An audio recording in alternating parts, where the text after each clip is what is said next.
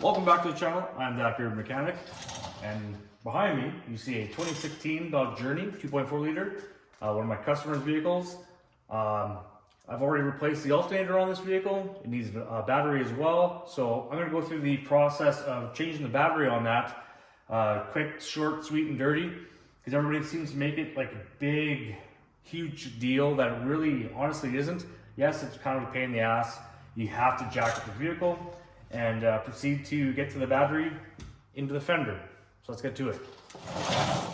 Tools we're going to be using: impact gun, 19 mil socket, small pry tool, ratchet with a 10 mil on it, 13 mil ratcheting wrench, door popper tool, clip tool, and of course a torque wrench.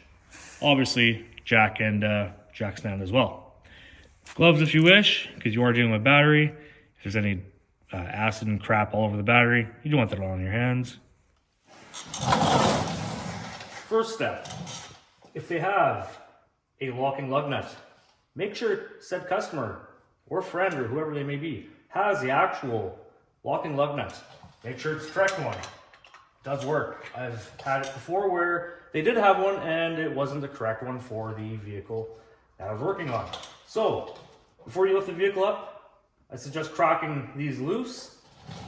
Once you've done that, you can then proceed to jack up the vehicle. Jack it up in a safe manner by the pinch welds, and then proceed to use a jack stand. Do not ever rely just on the actual floor jack itself. It's incredibly dangerous, incredibly unsafe, and just be smart about it. So we're going to proceed to take them off. Once we jack the vehicle up in the air, put them off to the side. Try not to be that guy loser.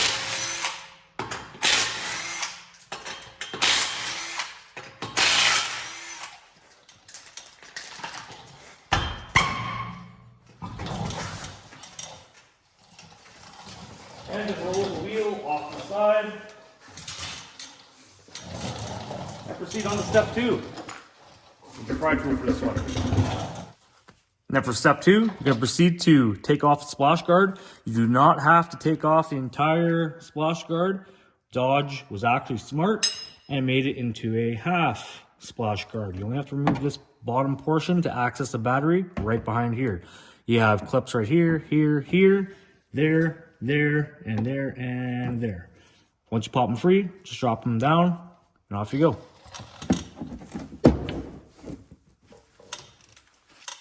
Now note, you will probably have to replace a couple of these. They are decently brittle, especially if you winter drive or have to deal with salt and everything else in general, like this one right here. But you can buy them by the bulk. They're pretty universal. The main thing is don't damage the inserts on the opposite side where these go into on the bumper side. Even with the proper little tool, I do have it. It's over my toolbox. These are still going to be a pain in the ass. Voila. And once you've removed all those clips, there's the battery. Now, when you get a new battery, you have to get the correct size battery. Height, width, everything here is taken into play. That battery tray isn't all that big, and if you try and shove an oversized battery in there, you're just going to cause yourself a lot of grief and problems, and just, it's not worth it. Get yourself a proper battery. As you can see on this battery in particular, she is showing a little bit of bloating. It's quite swollen, it's frozen. Hence why we have our issue, and we're here to replace her. So you have to undo this bracket right here. It should be a 13. And then you've got the negative and the positive in here.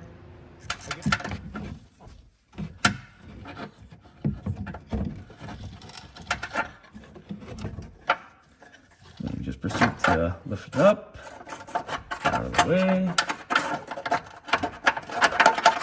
There's going to be a lot of debris and crap in this tray, so we're going to have to fight with that real quick. Oh, there you go. And just pull that out. Usually just have to push up and over, and you can get that out of the way. There. Just shove it up and out of the way against the bumper. Negative The positive terminal is right here. This battery is completely dead, so that's why we're here to replace her. There we go. We'll proceed on to the negative.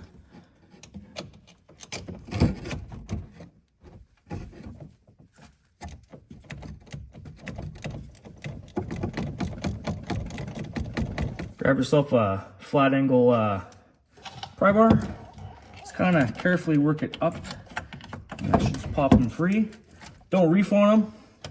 You can actually damage them, and you're gonna have to replace the actual battery terminal. There we go. You can also use it to stick down underneath the battery, give it just a quick little pry. Sometimes they can become stuck. Or if you're doing this with a vehicle that's still cold, there's probably water, ice, debris, and crap in there, and it's probably frozen. And then just kind of work it out of there. And just like that. And as you can see, it's a Mopar battery, probably the original one. And then we're gonna go right back in there again. Just kind of clean it up.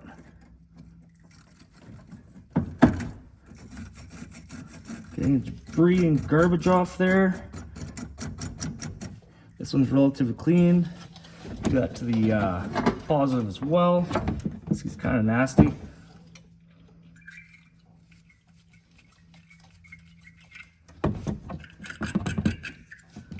What this does is ensures a proper connection.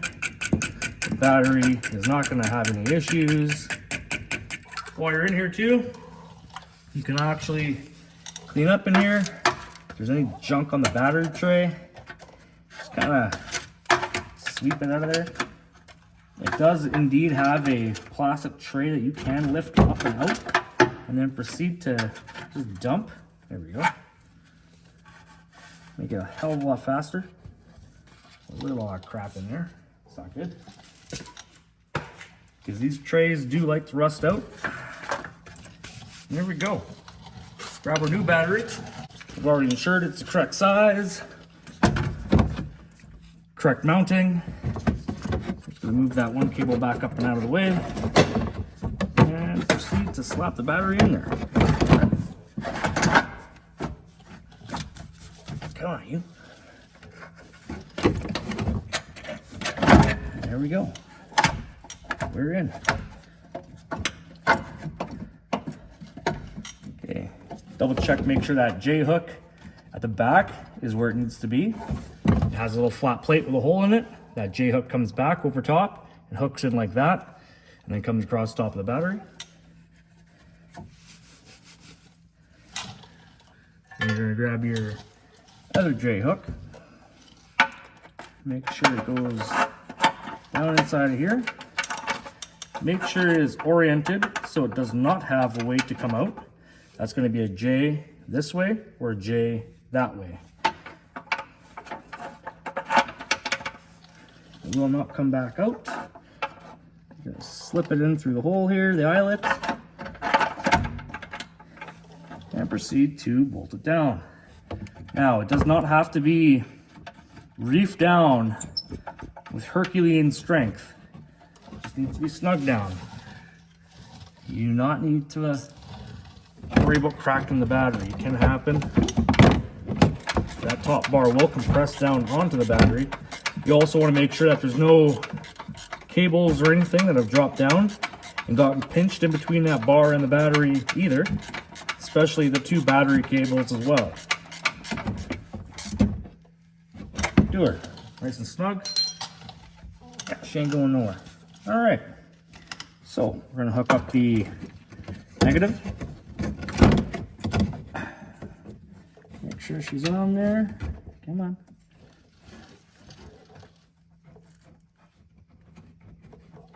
There we go. Make sure it's all the way down onto the actual terminal. You don't want it to be partially mounted on there. There we go. If it is giving you issues, you can just open up the actual cable lead a little bit more and then give it a little couple twists. It will make its way out there. like it just did there. Okay. Tighten her down.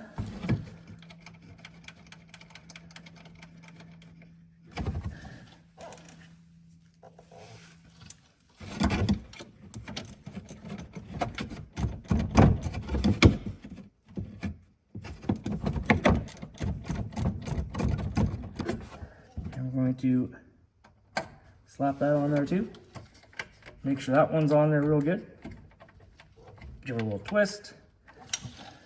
And we're going to tighten her up with our 10 mil as well. Again, make sure it's snugged up. Proceed to close it all up. Insert your new clips. So as I said, we're going to go and put the splash guard back on. We're going to use brand new clips. I'm not a big fan of reusing the old ones. I have a master kit here. I'll provide a link to it. And just like that. Then we're on to the last step here, basically. We're going to slap on the wheel.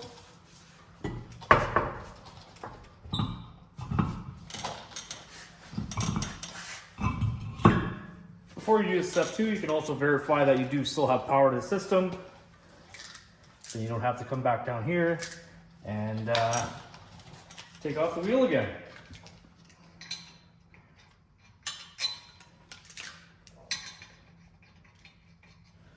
Work these on by hand.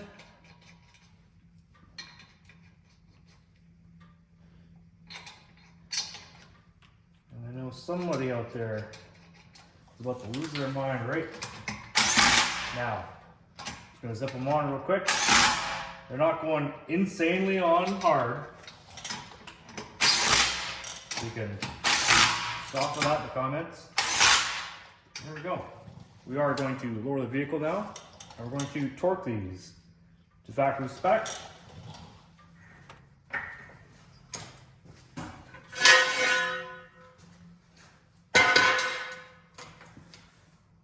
Gently let the vehicle down.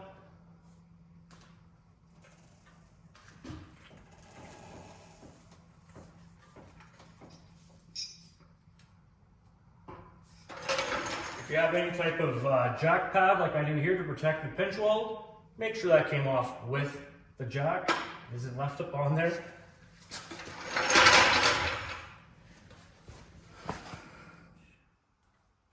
There.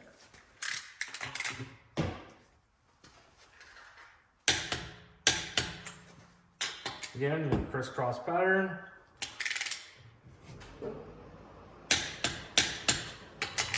Don't bounce on it. Don't be freaking just reefing on it.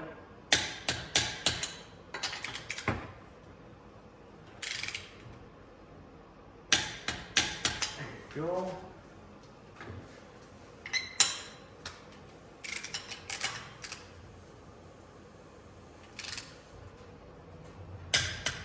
Make sure to put that back in your customer's vehicle. Notify them that you did, in fact, return it to the vehicle. And you're done. And it's that simple to do the battery on a 2016 Dodge Journey. Just make sure to tell your customer that wheels come off, you need to get a retorque, typically about 120 to 250 kilometers of travel. Just go to any tire shop or just have them come back to you, retorque them for free and send them on their way. Torque is 100 foot-pounds. And here is the clip kit that I was using. It's Titan 85553 is the part number. I got it from Princess Auto. That's our version of Harbor Freight up here in Canada. So you can probably find it through them as well or anywhere else. Just order directly from Titan. Website's www.titan-us.com or from there. It's a 665 piece kit. Comes with dash removal kit and door popper tool as well. It's got pretty much every single clip you'd imagine, the screw style, the push style, large and small Christmas tree style bits in there. It's actually quite a good kit. I've got 4 of these. Paid 13 bucks on sale. On average, I think it's like 34 bucks or something like that. So definitely get yourself one of these. I hope that's helped somebody. Like, leave a comment, share the video, and till next time, cheers.